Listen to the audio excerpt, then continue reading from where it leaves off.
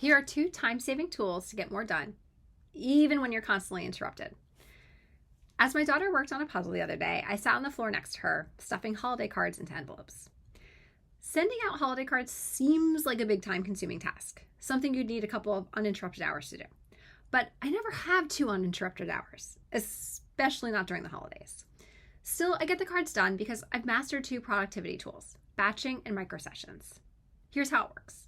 And also, I use this for real work too. But for cards, I designed the card from the floor of my son's room while waiting for him to fall asleep.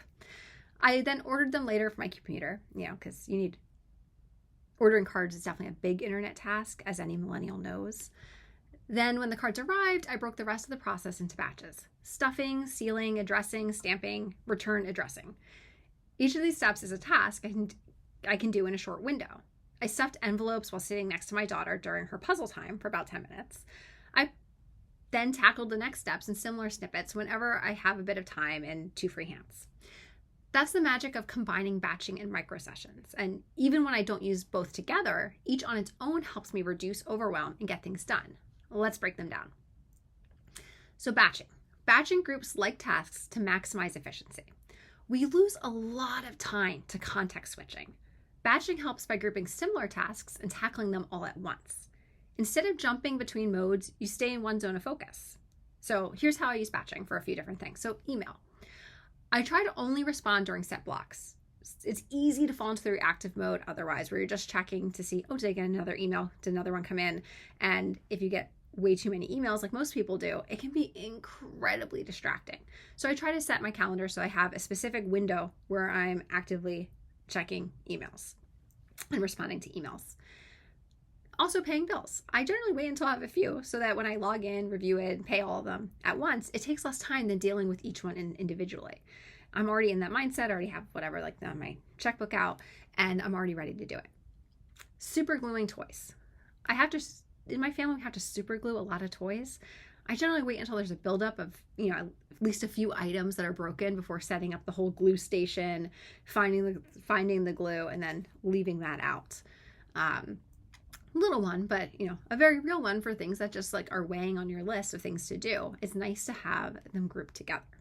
And then also for social media, I write my own posts for the week all at once, and then that way I can get into that right mindset. And takes to do it, and getting into that right mindset can take time. So by doing it all at once and not a little bit every day, I find it to be a much more manageable task. So the reframe for batching is that batching isn't procrastinating. You're not putting things off, you're choosing to act when it's efficient. So if you wait until you have 15 to 30 minutes of similar tasks, you can do them all together. That way it's not little things that you keep forgetting to do. Frankly, you're just putting them together for when it makes sense to do them. The other tool is microsessions. So microsessions are making progress in small, imperfect moments. Microsessions are about letting go of the idea that you need perfect conditions to be productive. These are quick bursts of focused work you squeeze into your day, maybe 5, 10, or 15 minutes at a time. So here are some of the ways I use microsessions. For the holiday cards, as above, each step fits into a random pocket of time, and I don't need the whole 2-hour block to make progress.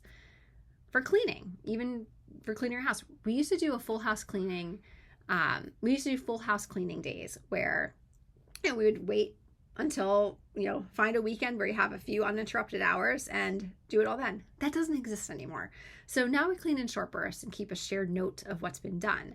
So for instance, vacuumed my son's room this day. We put in the calendar, hey, this room has been vacuumed. And then we just look to see what things actually need to be done, what things shouldn't be held off. By kind of breaking it down into those more manageable tasks, significantly more cleaning happens, and it doesn't have the stressor of waiting until you have this very unfun Saturday of just all cleaning.